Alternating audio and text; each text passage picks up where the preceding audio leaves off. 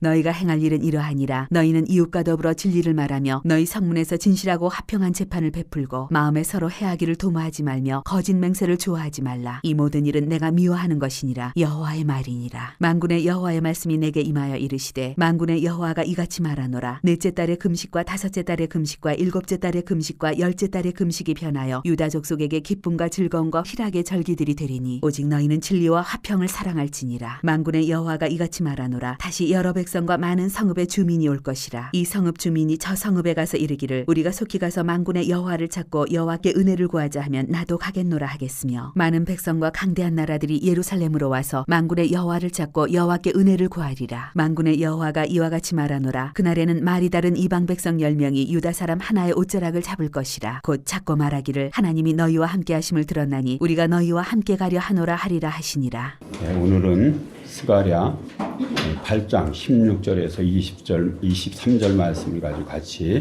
은혜를 나누고자 합니다. 16절에 보면은 너희가 행할 일은 이러하니라. 너희는 이웃과 더불어 진리를 말하며 너희 성문에서 진실하고 화평한 재판을 베풀고 이렇게 기록되어 있습니다.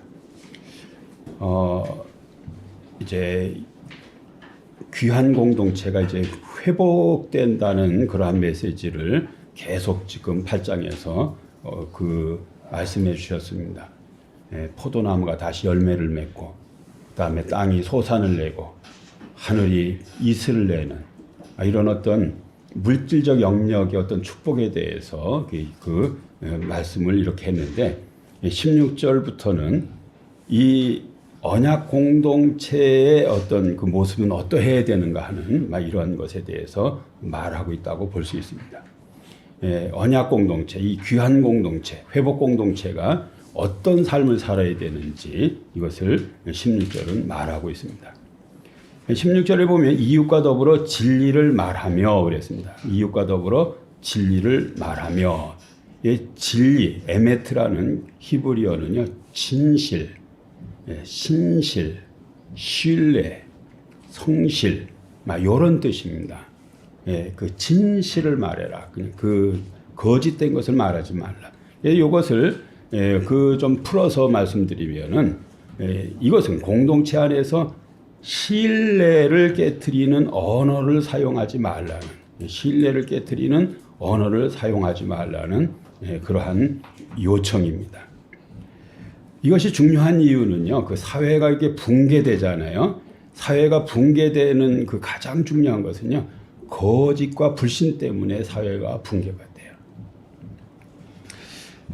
지난 주일에 제가 그 벌거벗은 세계사 이제 로마가 왜 멸망했나 하는 그 프로그램을 제가 이렇게 봤는데 짧은 한 프로그램에 로마가 어떻게 시작돼서 어떻게 발전했고 어떻게 멸망하고 하는 이런 것들을 아주 축약적으로 잘 이렇게 만들었습니다.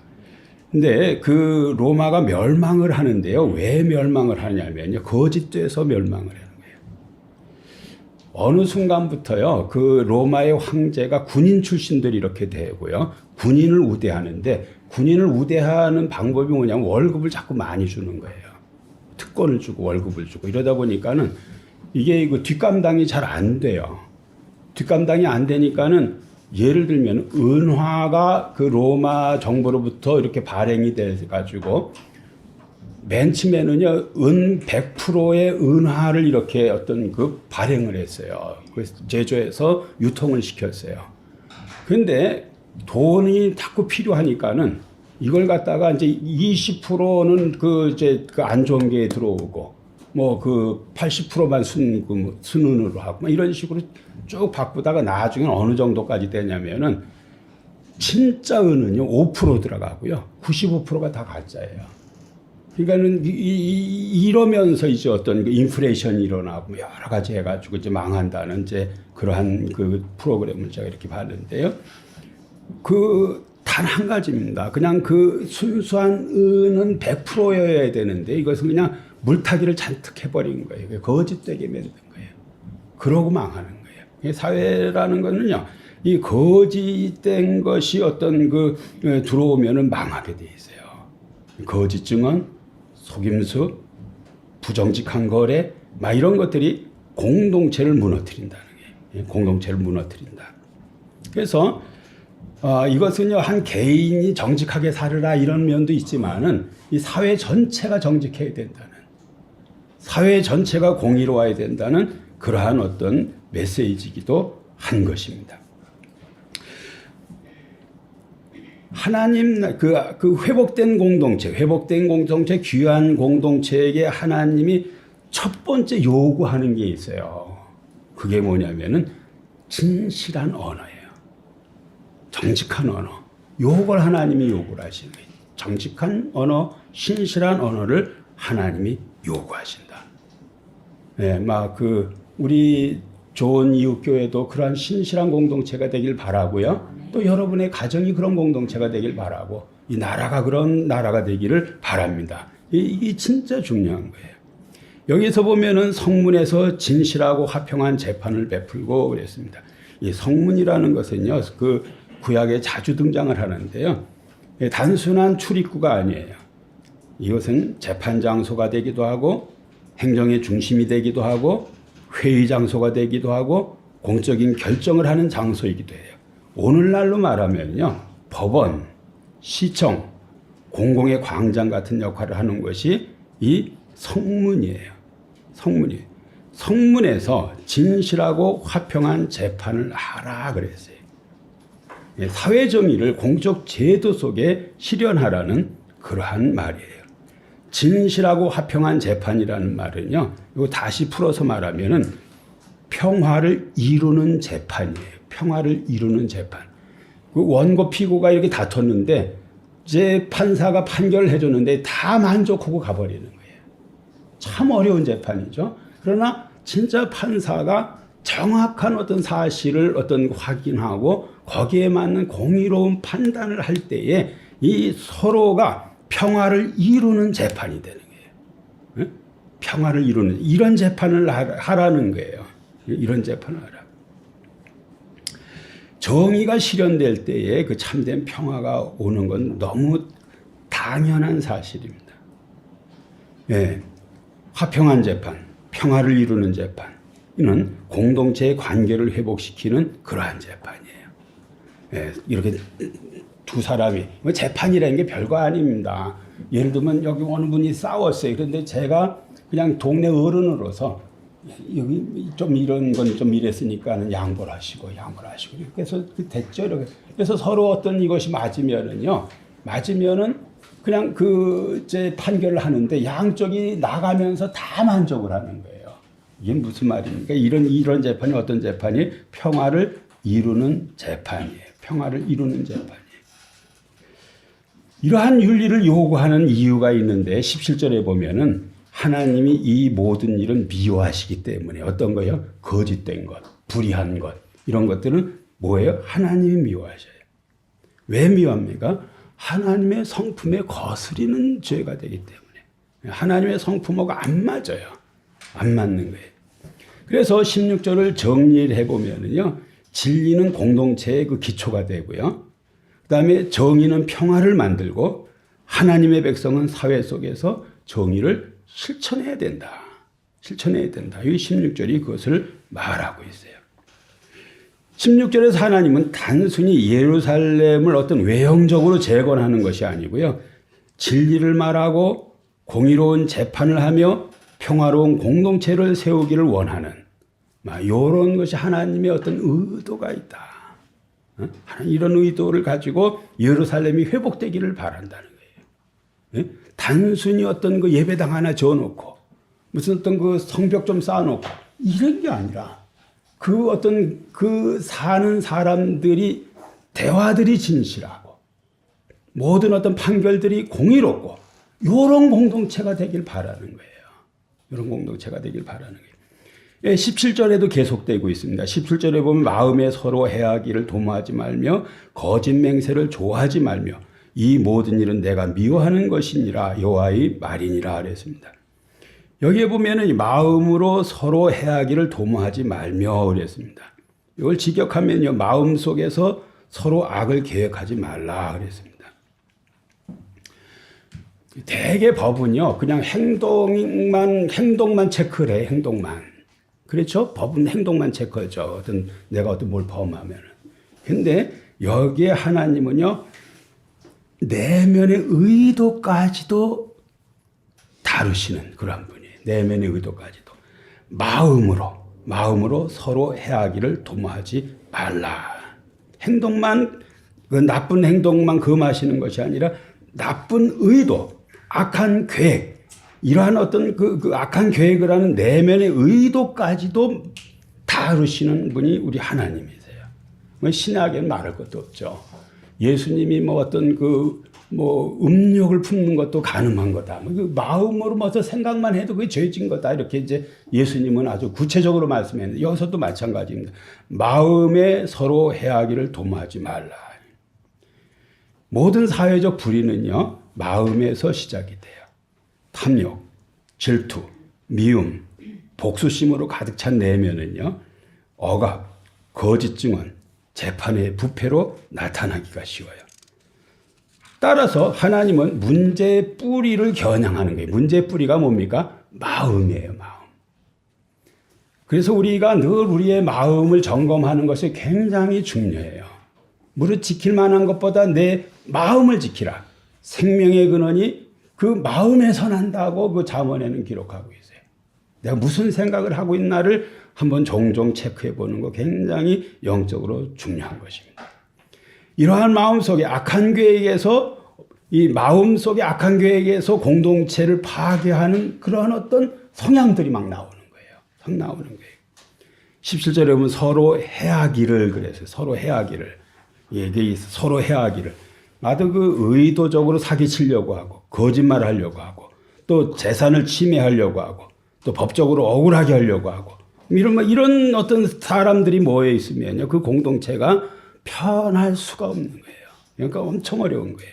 이러한 어떤 사회적 악을 제거하는 것, 이러한 어떤 마음을 어떤 그 말씀하시는 것은 이 그 사회적 악의 어떤 그 뿌리, 근원을 어떤 그 잘라버리는 거하고 똑같은 말씀입니다. 하나님은 특히 언약 공동체 안에서 서로를 해하는 것을 금지해요. 서로를 해하는 것을 금지해요. 여러분이 그냥 마음에 늘 남을 어떤 좋게 해줄 마음만 자꾸 가지셔야 돼요. 이게 하나님이 기뻐하시는 마음이에요. 그냥 뭐라도 좀 도와줘 보려고 하고, 좋은 말을 해주려고 하고, 또 어떤 기회가 있으면 도와주려고 하고, 막 이런 마음을 가져야죠. 그 놀부같이 그냥 이렇게, 그 호박에다 말뚝 박고 이상한 거 있잖아요. 그냥 막 그거가 심술 뿌리는. 그거 안 된다는 거예요. 마음이 중요한 거예요. 마음이 중요한 거예요. 그 다음에 거짓 맹세를 좋아하지 말며 그랬습니다. 이게 그 구약의 맹세는요, 대개 누구 이름을 들어서 하냐면 하나님 이름을 들어서 해요. 하나님 이름을. 그래서 이 거짓 맹세는요, 하나님의 이름을 이용해서 그 어떤 하나님을 어떤 그 모독하는 그러한 일이에요. 이게요. 하나님의 이름을 이용해서 맹세하기 때문에 하나님을 모독하는 행위가 되기가 쉬운 거예요. 그런데 거짓 맹세를 못 탓하고 이 사람이 좋아한다 그랬어요. 그냥 부득이해서 거짓말을 한 게 아니라 그냥 거짓말을 어떻게 하는 거예요? 좋아하는 거예요. 안 된다는 거예요. 안 된다는 거예요. 이 모든 일은 어떻다고요? 내가 미워한다는 거예요. 나의 성품하고는 안 맞는다는 거예요. 여러분이 하나님하고 친해져야 되는데 진짜 여러분의 성품이 하나님의 성품하고 그냥 정반대예요. 그럼 친할 수가 없어요. 하나가 될 수가 없어요. 하나님이 원하시는 그러한 성품을 여러분이 가지셔야 돼요. 17절을 정리하면은 죄는 마음에서 시작이 되고요. 공동체의 파괴는 거짓에서 시작돼요. 하나님의 백성은 하나님의 성품을 반영하는 삶을 살아야 돼요. 하나님은 진리의 하나님이기 때문에 그의 백성도 진리와 정의의 삶을 살아야 돼요. 이게 굉장히 중요한 것입니다. 그 다음에 18절에 보면은 만군의 여호와의 말씀이 내게 임하여 이르시되 이렇게 또 이런 말씀이 나오고 있습니다. 그 말씀이 임하였다. 이런 표현들은요, 여러분이 예사롭게 보면 안 돼요. 새로운 어떤 전환점이 되는 어떤 그 표현을 하나님께서는 만군의 여호와의 말씀이 임했다고 말해요. 예? 말씀이 임하는 것은 여러분의 인생에서도 그 터닝 포인트가 돼요. 터닝 포인트가. 여러분이 설교를 듣다가 하나님의 음성같이 어떤 그 뭐가 들렸든 또 그건 읽다가 들렸든 암송하다가 들렸든 어떤 차에서 어떤 남의 설교를 듣다가 읽었든 어떤 말씀이 임했어요. 그럼 여러분 인생이 바뀌어요. 그 순간에 바뀐다니까요. 응? 여호와의 말씀이 임하였다. 이 만군의 여호와의 말씀이 내게 임하여 이르시되 그랬어요. 이 말씀이 다바르라는 말은요.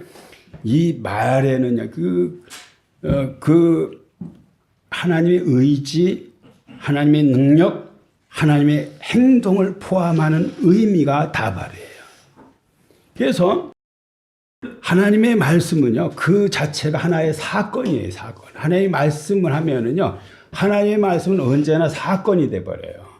빛이 있으라? 그냥 빛이 있는 사건이 돼버리는 거예요. 네?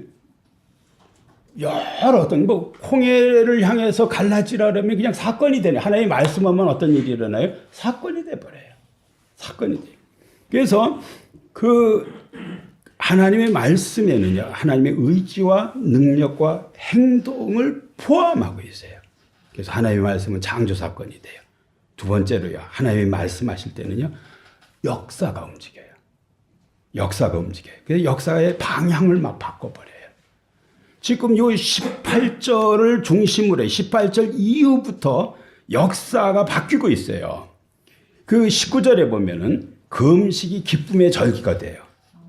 20절에서 23절에 보면 열방이 하나님께로 막 돌아와요. 언제부터 어느 시점부터요? 말씀이 임한 그 이후부터예요. 말씀이 임한 이후부터 변화가 막 시작된다니까요. 굉장히 중요한 거예요. 여러분이 왜 하나님의 말씀을 귀담아 들어야 되고 이걸 하나님의 음성으로 들어야 되고 여기에 목숨을 여러분이 걸으셔야 되냐면요. 이게 여러분의 어떤 인생사도 다 바꿔버린다니까요. 말씀이 바꾸는 거예요. 막 움직여. 여러분의 그 인생사를 다 바꿔내. 움직여요. 방향을 막 바꿔버려요. 하나님의 말씀이 임한다는 것은요. 어떤 그 새로운 역사의 단락을 여는 신학적 문과 같은 거예요. 요 순간 18절 만군의 여호와의 말씀이 내게 임하여 이르시되 요 구절이 하나의 문이라면 요 문을 딱 열고 들어갔더니 어떤 미래가 있는 거예요? 금식이 기쁨의 절기가 되는 또 열방이 하나님께로 달려오는 이런 미래가 있는 거예요. 이런 미래가 있는 거예요. 어떤 문을 통과한 거예요? 하나님의 말씀의 문을 통과해요. 그걸 열어 제쳤더니 그런 미래가 있는 거예요. 그런 미래가 있는 거예요.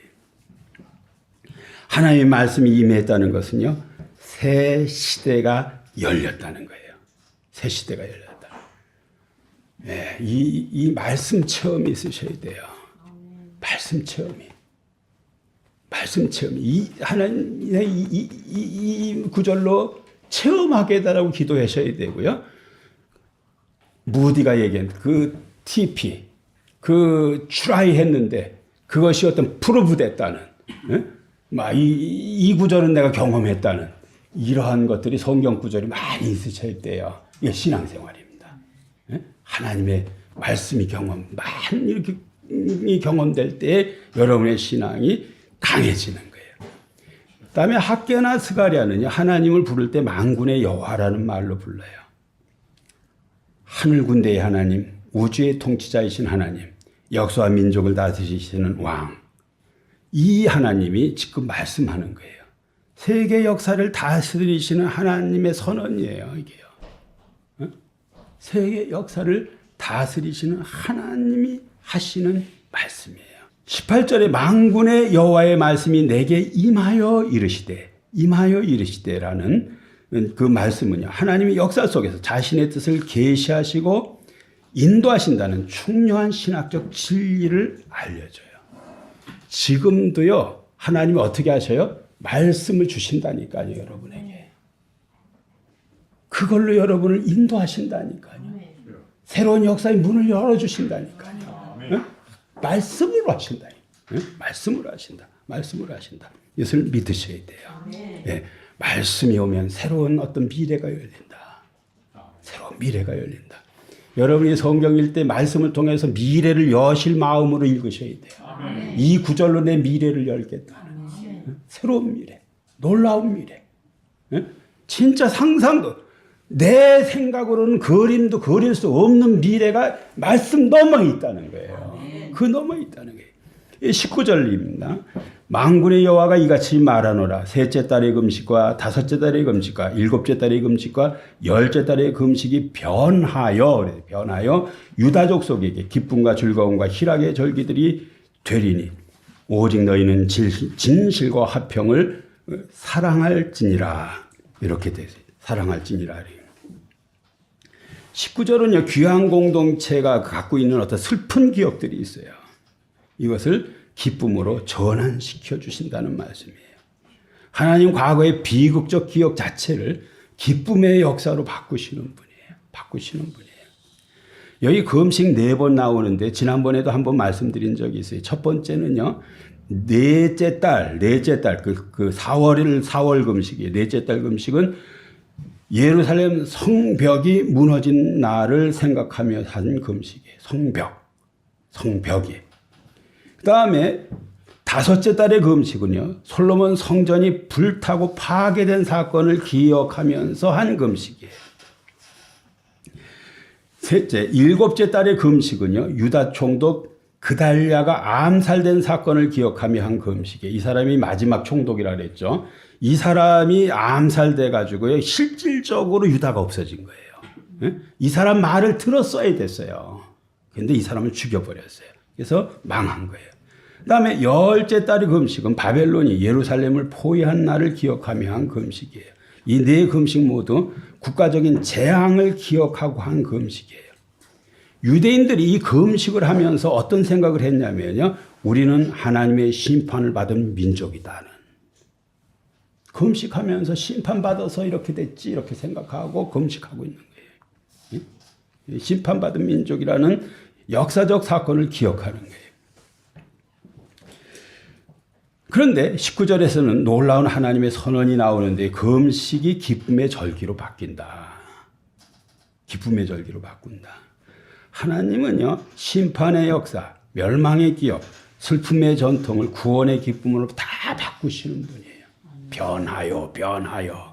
변하여. 여러분의 과거가 얼마나 어떤 그 슬픔으로 가득 찼는지, 쓰라린 어떤 실패로 가득 찼는지 상관없어요. 하나님이 바꾸는 거예요. 어느 정도로 하나님께서 그 좋게 바꾸시느냐면요, 여기 보면 기쁨과 즐거움과 희락의 절기로 바꾼다 그랬어요. 이건 강조입니다. 예?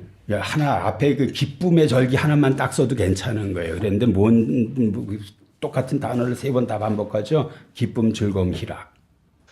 예? 얼마나 큰 기쁨을 주면 이렇게 써요. 이게 하나님이 하실 수 있는 일이에요. 변하게 하시는 분이에요. 예? 기쁨과 즐거움과 희락의 절기, 이 3 단어는 다 기쁨에 관한 내용이죠. 이게 3번 반복하고 있어요. 이게 넘치는 기쁨, 아주 큰 기쁨의 회복을 약속하시는 거예요. 하나님이 그런 은혜를 주셔서 여러분의 얼굴이 진짜 환하게 해같이 빛나기를 주님의 이름으로 축원합니다. 축원합니다. 제가 말씀드렸죠. 제가 그 초등학교 다닐 때 우리 아버지가 그 은혜를 받으셨어요. 그 은혜를 받아가지고 교회 생활도 잘하시고 또 그 뭐 여러 가지 어떤 복된 일들이 많고 하니까는 그 심령이 변화돼가지고 저희 아버지 얼굴이 그냥 환한 어떤 그냥 진짜 그냥 그 제가 이렇게 느낄 때 그냥 참 얼굴이 그냥 그 빛이 난다는 그런 말씀도 한번 드렸어요. 저희 아버지가 어느 그 정육점을 그 단골로 늘 다니셨는데요. 정육점 아주머니가 우리 아버지 얼굴을 보고 예수를 믿었다는 거예요. 그냥 밝아가지고. 얼굴이 밝아가지고. 왜 이렇게 밝으냐니. 여러분 그러셔야 돼요. 여러분이 다니는 슈퍼에서 어떻게 이렇게 얼굴이 밝으시냐고. 응? 응? 교회에선 좀 밝은데 그러니까 거기 가면 다 이렇게 막 그냥 그냥 그 어둠침침하고 막 이게 아니라 그냥 마음의 기쁨이 들어와 있어가지고 기쁨, 즐거움, 희락 이게 들어와 있어요. 예수를 제일 잘 믿는 예수 믿는 어떤 가장 좋은 증거가 있어요. 제가 말씀드렸죠. 그 곽선희 목사님이 그 얘기를 하는 거예요. 이거 교회에서 웃고만 있어도 목사 절반 이상 돕는다는 거예요. 이렇게 딱 심각하게 있으면요, 내가 뭐 설교를 잘못했나, 뭔말 내가 뭘 행동 뭐 잘못한 게 있나, 막 오만 생각을 하게 만들어요. 그 집안에서도 마찬가지입니다. 그냥 남편이 이러고 있으면은요, 그 주부가 이게 왜 이런가, 그 마찬가지. 제일 좋은 영적 표현은요, 막 박수치고 찬양하고 무슨 막 이런 게 아니고요, 기쁨이 넘치는 거예요. 이거 진짜 어떤 좋은 크리스찬의 상징이거든요. 저 사람이 진짜 성령 충만하구나 하는, 하나님의 영으로 가득 차 있구나 하는, 하나님이 저를 붙들고 있구나 하는, 저 사람이 이제 담대하구나 하는, 평안하구나 하는 이 기쁨이 가득 차요. 기쁨이 가득 차요. 예? 여기 보면 기쁨, 즐거움, 희락의 절개 이렇게 바꾼다, 변화시켜 주신다는 거예요. 여기 조건 하나가 있습니다. 오직 너희는 진실과 화평을 사랑해라 그랬습니다. 예? 오직 너희는 진실과 화평을 사랑해라 그랬어요. 기쁨의 절기는요, 윤리적 삶과 연결되어 있어요. 죄는요, 우리에게 유혹을 줘요. 이런 거 하면 엄청 기쁘다 이렇게. 근데요, 죄의 기쁨도 있어요. 근데 뒷맛은 엄청 쓴 거예요. 근데 하나님이 주시는 기쁨이 있어요. 이 기쁨은요, 그냥 아주 영원한 기쁨이고요, 진짜 오래가는 기쁨이고, 진짜 그 좋은 기쁨인 거예요. 네, 그런 기쁨이에요. 기쁨의 절기는 윤리적 삶과 깊이 연관되어 있다. 하나님은 진리와 평화를 사랑하는 삶을 요구하셔요. 정의 없는 제사, 사랑 없는 금식은 하나님이 기뻐하지 않아요. 이건 구약에서 오는 명기 집사님도 그런 유의 기도를 하셨는데, 우리 신앙이 행동, 막 교회도 오고 찬송도 부르고 뭐 이건 저건 막 하는데 사랑이 없어요. 사랑이 없어요. 정의가 없어요. 이런 제사는 하나님이 기뻐하지 않으신다는 거예요. 네? 않으신다는 거예요. 진짜 어떤 아내도 사랑하고 남편도 사랑하고 자녀도 사랑하고 막 이 사랑이 있어야 돼요. 사랑이 있어야 돼요. 하나님의 나라의 특징 뭐예요? 기쁨이에요. 기쁨의 공동체. 예수 믿고 그냥 영적 체험한 사람이 다 말하는 거 있어요. 기쁨이 넘친다는 거예요. 응? 주 예수 내 마음에 들어와. 그 찬송에 보면 기쁨이 넘친. 뭐 이런 찬양하잖아요. 기쁨이 넘친다. 하나님의 구원은요, 결국 기쁨, 즐거움, 희락으로 나타나게 되어 있어요. 그게 반드시 그렇게 나타납니다. 19절에 하나님은 슬픔의 역사 자체를 큰 기쁨의 역사로 바꾸시는 분이에요. 바꾸시는 분이에요. 우리가 좀 바뀌어야 돼요. 어떻게 바뀌어야 돼요? 슬픔이 변해서 기쁨으로 바뀌어야 돼요. 21절에 보면은 이 성읍 주민이 저 성읍에 가서 이르기를 우리가 속히 가서 만군의 여호와를 찾고 여호와께 은혜를 구하자 하면 나도 가겠노라 하겠으며 그랬습니다. 하겠으며 그랬습니다. 이 성읍 주민이 저 성읍에 가서 이르기를 우리가 속히 가서 만군의 여호와를 찾고 그랬습니다. 예, 한 성읍에서 다른 성읍으로, 한 공동체에서 다른 공동체로 복음이 막 확산이 되는 거예요. 막 확산이 되는 거예요. 이것은 단순한 이동이 아니라 하나님의 구원이 퍼져나가는 그 선교적 흐름이라고 볼 수 있어요. 우리가 속히 가서, 그래, 속히 가서, 예? 긴급한 거예요. 그냥 강한 열망이에요. 제가 유튜브에서 봤는데요. 여의도 순복음교회가 막 성장할 때, 마포대교를 말이죠. 순복음교회 교인들이 그냥 그 가방 들고 뛰는 장면이 있어요. 아주 오래된 그 동영상인데요. 막 뛰는 거예요. 그냥 그 예배에 빨리 그 앞에 앉으려고. 이거 똑같은 거예요, 이거. 어? 막 열망을 가지고 가는 거예요. 열망을 가지고 가는 거예요. 예? 그 열망 가지고 가는 거예요. 예? 우리가 속히 가서 만군의 여호와를 찾고 그랬어요. 이 찾는다는 것은 단순한 탐색이 아니라 하나님 앞에 예배하는 것을 말해요. 나아가는 것을 말해요. 하나님의 뜻을 구하는 것을 말해요. 네? 왜 이 사람들이 막 뛰기 시작을 해요? 유대인들이 귀한 공동체가 기쁨, 즐거움, 환희로 가득 찬 생활을 하고 있기 때문에 나도 저렇게 되고 싶다는 거 아니에요. 우리 그 정육점 아주머니 같은 거 아니에요. 그냥 저분이 왜 저렇게 얼굴이 밝은가? 나도 가겠노라는 거예요. 여러분, 그게 전도라니까요. 응? 그게 전도라니까요. 예? 즉각적으로 지칠 수 없는 그냥 뭐 마포대교 뛰듯이 뛰는 거예요. 그냥 팍 뛰는 거예요. 그냥 뛰는 거예요. 21절 우리가 속히 가서 지체하지 않는 거예요. 사람들은 하나님을 찾는 일을 어떻게 생각해요? 가장 중요한 일로 여기고 막 뛰기 시작하는 게 지체하지 않는 거예요. 지체하지 않는 거예요. 지체하지 않는 거예요. 그 다음에 여호와께 은혜를 구하자면 나도 가겠노라 그랬습니다. 나도 가겠노라. 요즘은 전도 무지 안 된다 그러죠. 전도 왜 안 되냐면요. 지금 이제 교회 안에 들어와 있는 이 공동체이게요. 교회 안에 들어와 있는 이 공동체예요. 지금 이제 남아있는 사람이 뭐 예를 들면 뭐 몇백만 이렇게 남아있다, 한국교회. 그러면 요걸 둘러싸고 있는 또 공동체가 또 있어요, 요게 뭐냐면은요, 프로 크리스찬이티. 기독교를 긍정적으로 생각하는 층이 이렇게 두꺼워야 전도가 돼요. 이해하셨죠? 근데 이 층이 70년대, 80년대는 이렇게 두꺼웠어요. 나는 그 아버지인데 교회를 안 다녀. 근데 우리 애는 좀 교회 갔으면 좋겠어.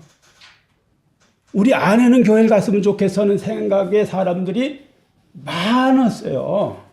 지금은 어떻습니까? 이게 그냥 없어져 버렸어요. 그래서 지금은 안 와. 교회에 대해서 전도지지면 욕해. 응? 그런 식으로 돼요. 이 층이, 이 층을 넓히는 건 어떤 식으로 해야 돼요?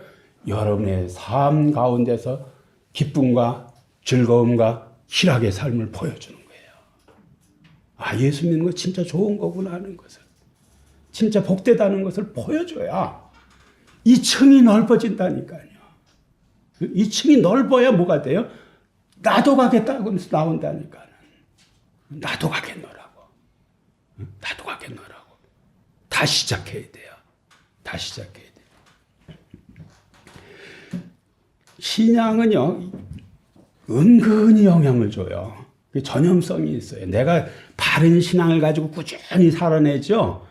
영향 받습니다. 옆 주변 사람들이요. 안 받을 것 같죠? 받게 돼 있어요. 그래서 그 영향을 받은 사람들이 어떻다고요? 나도 가겠다는 거예요. 여호와께 은혜를 구하자 하면 나도 가겠노라. 나도 가겠노라는 이런 생각이 있는 사람이 이 프로 크리스찬이티가 있어야 전도가 된다니까요. 막 교회에서 막 이런 거 반대하는 거 교회에서 해도 돼요. 그러나 사회가 그걸 싫어해. 그러면 안 해야 이 층이 안 줄어드는 거예요. 근데 이 층이 좁아지게 되면 그 일로 인해서 안 해야 되는 거예요. 안 해야 되는 거예요. 이 굉장히 중요한 거예요. 이걸 싸고 있는 또 하나의 층들이 있어요. 층이. 이 층을 두껍게 만드는 거 우리의 삶 속에서 기쁨, 즐거움, 희락의 삶을 보여줘야 돼요. 또 우리의 터전이 정말 포도나무는 열매를 내고 땅은 소산을 내고 하늘은 우로를 내리는 것을 보여줘야 돼요. 보여줘야 된다니까요. 그래서 나도 은혜를 구하자 하면서 나도 가겠노라 하고 막 따라 나서는 거예요. 따라 나서는 거예요.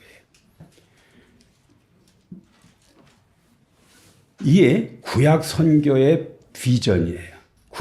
신약은 가서 전하죠. 구약은 오게 만들어요. 사실은 오늘날 한국교회는요.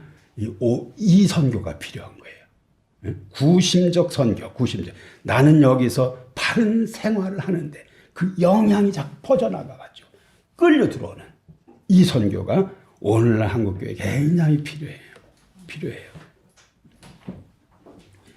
선교는 가서 전하는 것이 아니에요. 여기에서는 열방이 하나님께 나오는 거예요.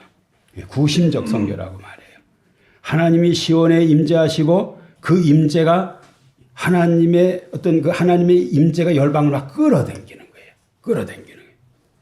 이방 사람들이 하나님께 끌려오는 이유가 있어요. 뭘 보고 끌려와요? 예루살렘 회복을 보고 끌려와요. 예루살렘이 이룬 평화를 보고 끌려와요. 정의를 보고 끌려와요. 하나님의 임재가 있는 것을 보고 막 끌려오는 거예요. 끌려오는 거예요. 굉장히 중요한 거예요. 그 다음에 22절에 보면은 많은 백성과 강한 나라들이 예루살렘으로 와서 만군의 여호와를 찾고 여호와께 은혜를 구하리라 그랬습니다. 은혜를 구하리라 그랬습니다. 이스라엘은요, 하나님이 그 처음에는 이스라엘 하나님이 선택했지만요, 선택의 목적이 있어요. 이 목적이 뭐냐면 네가 하나님이 주신 그 축복, 특권을 너만 누려라는 어떤 배타적인 어떤 그 존재로 만든 것이 아니라 이걸 흘려보내라는 그 열방을 향한 어떤 통로로 하나님이 이스라엘을 부르신 거예요. 오늘 우리도 마찬가지입니다. 우리가 어떤 그 뉴 이스라엘, 새로운 이스라엘인데요. 우리를 하나님이 뽑으신 이유가 있어요. 어떤 하나님 뽑아서 여러분을 복을 주시면요, 그것을 특권으로 누리고 그냥 여러분만 즐겁게 하고 살라는 것이 아니라 어떻게 하라는 거예요? 흘려보내라는 거예요. 흘려보내라는 거예요. 유대인들은요, 아브라함이 그 창세기 12장에 부르심을 받는데요, 거기에 하나님이 그냥 유대인들은 어떤 존재라고 딱 써줬어요. 어떤 존재라고 써줬냐면요, 땅의 모든 족속이 너로 말미암아 복을 얻을 것이다. 네가 그런 존재다라고 써줬어요. 네가 할 일이야 이게. 어떻게 해요? 먼저 뭘 해야 돼요? 여러분이 복을 받아야 돼요. 그리고 그것을 전해줘야 돼요. 이게 유대인을 부르면서 하나님이 정해 주신 어떤 사명이에요. 우리를 향한 사명이기도 해요. 응? 우리를 향한 사명이기도 해요. 응? 땅의 모든 족속이 너로 말미암아 복을 얻을 것이라. 이 22절은 이 약속이 역사 속에서 확장되고 구현되는 것을 보여주고 있다고 볼 수 있어요. 20절에 보면 예루살렘으로 와서 그랬습니다. 하나님의 임재의 장소, 영적 그 하나님의 통치를 상징하는 그러한 것이 예루살렘이에요.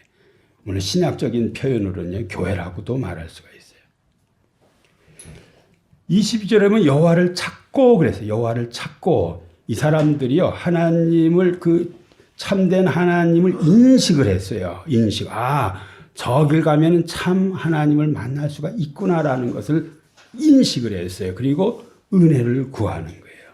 은혜를 구하는 거예요. 이방인들이 은혜 없이는 못 산다는 것을 깨달은 거예요. 은혜를 구한다는 말은. 우리 마찬가지입니다. 진짜 하나님의 은혜 없이는 한순간도 살 수가 없어요. 은혜 없이 살 수가 없어요. 그래서 은혜를 구하는 거예요. 은혜를 구하는 거예요. 스가랴 7장에서는 형식적인 금식을 하나님이 책망을 하셨어요. 여기서는요, 진정한 신앙의 모습을 보여줘요. 진정한 신앙의 모습은 뭐예요? 하나님 찾고 은혜 구하는 마음. 하나님을 찾고 은혜를 구하는 마음이 진짜 신앙의 모습이에요. 여러분 교회에 왜 오느냐? 은혜를 구하러. 그 다음에 하나님을 찾으러, 하나님을 만나러 오시는 거예요. 말씀을 통해서 만나러 오시는 거예요.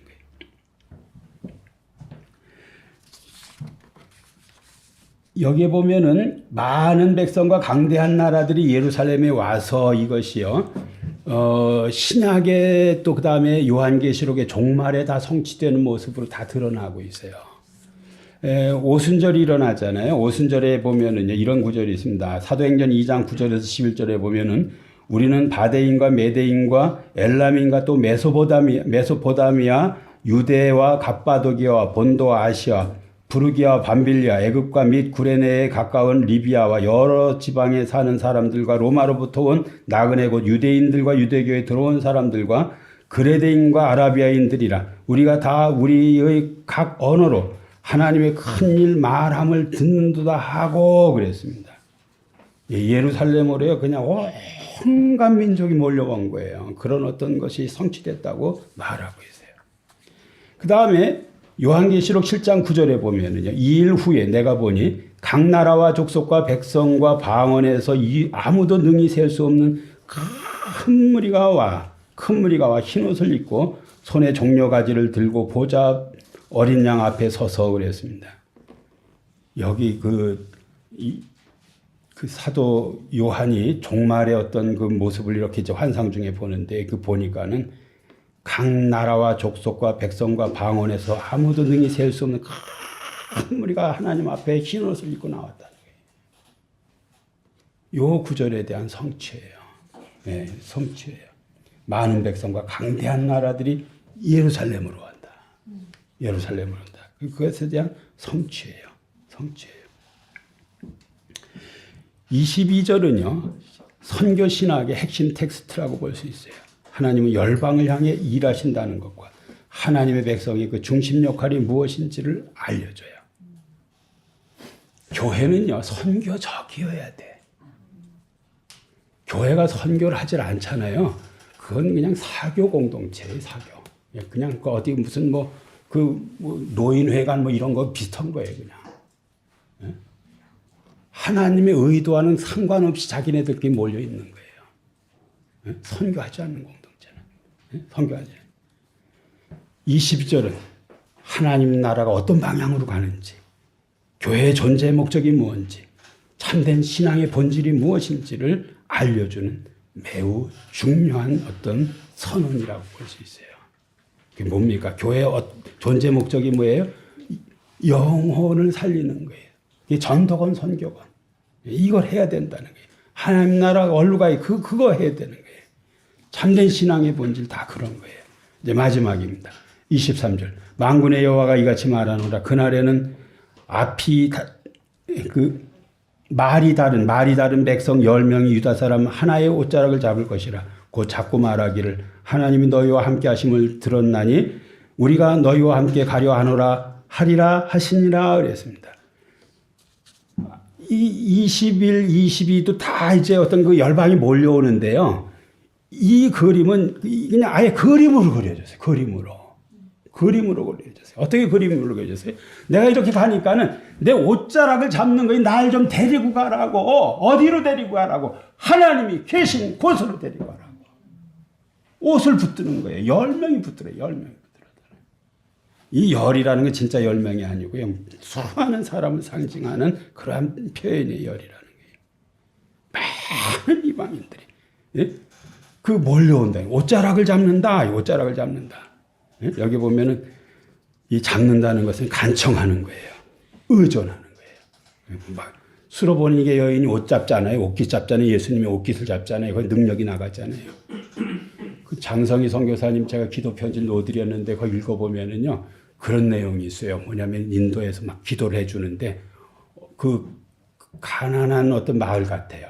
빈자의 마을인데 거기 가서 어떤 선교 팀들이 와가지고 기도를 해주는데 기도 못 받은 사람들이 못 받았다고 막 불평하고 기도 받고 싶다고 막 하는 거 똑같은 거예요.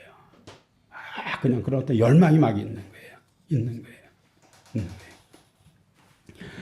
한 사람의 옷깃을요, 10명이 붙들고 그냥 막 끌려 나오는 거예요. 끌려 나오는 거예요. 유대인들은요, 다른 게 아니에요. 예, 유대인들은요, 구원의 그냥 통로예요. 창세기 12장 3절, 땅의 모든 족속이 너로 말미암아 복을 얻을 것이라는 아브라함의 언약의 성취의 이 구절은요. 하나님은 한 민족을 택해서 모든 민족을 구원하세요. 한 민족을 택해서 모든 민족을 구원해요. 그게 하나님의 어떤 그 선교 전략이에요. 그런데 유대인들이 이것을 따랐어요, 안 따랐어요? 거절했어요. 네? 네, 선교하는 것을 거절했어요. 유대인들이 선교한다는 거 들어보셨어요? 안 합니다. 네? 그래서 버림받았어요. 누가 선교를 했어요? 그 다음부터는요, 유럽으로 돌면서 미국으로 해서 한국으로, 중국으로. 지금 중국 사람들이 선교한다 그래요. 네? 중국 사람들이 선교한다 그래요. 선교한다니까요. 하나님이 너희와 함께 하신다는 것을 우리가 들었다. 선교의 본질은요, 말보다도 하나님의 임재의 실제에 있어요. 하나님의 임재, 우리가 임재 공동체가 돼야 돼요. 우리 성도들이 임재의 어떤 하나님 임재에 붙들려 사는 사람들이에요. 그 임재를 소문을 듣고 알고는 따라온 거예요. 따라온 거예요. 하나님이 너희와 함께 하심을 들었나니. 여러분들이 예수 잘 믿는 거 안 믿는 거 세상 사람들이 알까요, 모를까요? 다 알아요. 다 알아요. 진짜 믿는지 가짜로 믿는지 다 알아요. 다 알아요. 창세기 26장에 보면은요, 그 이삭이 그 우물을 파면은 자꾸 뺏어가요. 나중에는 이제 하나님이 이삭에게 복을 줘가지고 이제 어떤 좋은 우물을 이렇게 맡게 되는데요. 나중에는 그 아비멜렉이라는 그 왕이 와가지고 화친을 맺자 그래요. 예, 창세기 26장 26절에 28절에 보면 아비멜렉이 그 친구 아우삭과 군대장관 비골과 더불어 그랄에서부터 이삭에게로 온지라. 이삭이 그들에게 이르되 너희가 나를 미워하여 나에게 너희를 떠나게 하였거늘 어찌하여 내게 왔느냐. 그들이 이르되 여호와께서 너와 함께 계심을 우리가 분명히 보았으므로 우리의 사이 곧 우리와 너희 사이에 맹세하여 너와 계약을 맺으리라 하였느니라 그랬어요. 여호와께서 너와 함께 계심을 우리가 분명히 보았다. 창세기 39장 2절에서 3절 여호와께서 요셉과 함께 하심으로 그가 형통한 자가 되어 그의 주인 애굽 사람의 집에 있었으니 그의 주인이 여호와께서 그와 함께 하심을 보며 또 여호와께서 그의 범사에 형통하게 하심을 보았더라. 창세기 39장 23절에 보면 간수장은 그 손에 맡긴 것을 무엇이든지 살펴보지 아니하였으니 이는 여호와께서 요셉과 함께 하심이라. 여호와께서 그를 범사에 형통하게 하였더라. 그래서 간수장도 알고요, 보디발도 알고요, 그 다음에 아비멜렉도 알고요. 주변 사람들이 저 사람이 하나님이 함께하는 사람인지 안 하는 사람인지 다 알아요. 다 알아요. 여러분만 몰라. 응? 다 안다니까는. 그 나중에 속으로 저 사람 하나님이 함께하는 사람이라는 그래서 속으로 그 두렵게 생각해야 돼요, 여러분을. 함부로 건드리지 못하는. 응? 그런 존재들이라니까요. 응? 그런 존재들이. 응? 너희와 함께 가려 하노라 그랬어요. 같은 길 가고 싶다. 같이 하나님을 섬기고 싶다. 너희가 속한 공동체에 나도 속하고 싶다. 신앙 공동체에 나도 참여하고 싶다. 요 구절, 여기 21, 22, 23절이요. 이 세 개의 구절이 구약 선교 신학의 어떤 그 절정이에요. 구약의 선교 어떻게 하느냐? 여러분이 복된 존재가 돼서, 그 모습을 보고 열방이 막 몰려오는 거예요. 오는 선교라니까요. 이 선교의 핵심이에요. 끌어당기는 선교. 가라가 아니라 오는 거예요. 사실 한국교회가 지금 이런 선교가 필요한 거예요. 아무리 여러분 가서 전도지 뿌리고 해봐야 사람들이 그냥 그 흥흥흥 해버려요. 그러나 여러분이 진실로 복된 존재가 되면은 여러분을 보고 어떻다고요? 함께 가자. 우리가 너희와 함께 가려 하리라 하시니라. 함께 가고 싶다는 거예요. 함께 가고 싶다는 거예요. 들었는 이는 함께 가자로 바뀌고 있어요.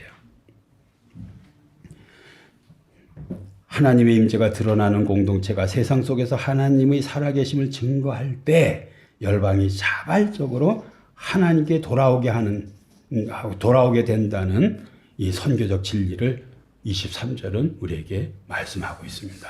기도하겠습니다.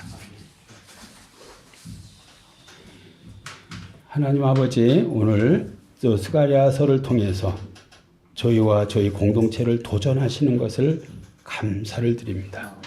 하나님, 우리 공동체가 진실을 말하는 공동체가 되게 해 주시옵소서. 마음 중심으로부터 아버지 하나님 서로를 돕고 사랑하고 위하는 공동체가 되도록 하나님 축복해 주시기를 원하옵나이다. 창세기 12장 3절 말씀대로 하나님 우리를 복되게 만들어 주셔서 많은 사람들이 우리를 보고 참 하나님이 함께하는 사람이다. 복을 받은 사람이다라고 인정을 하게 하시고 그들이 아버지 하나님 끌려 나올 수 있도록 하나님 축복하여 주시옵소서. 감사드리며 예수님의 이름으로 기도하옵나이다. 아멘.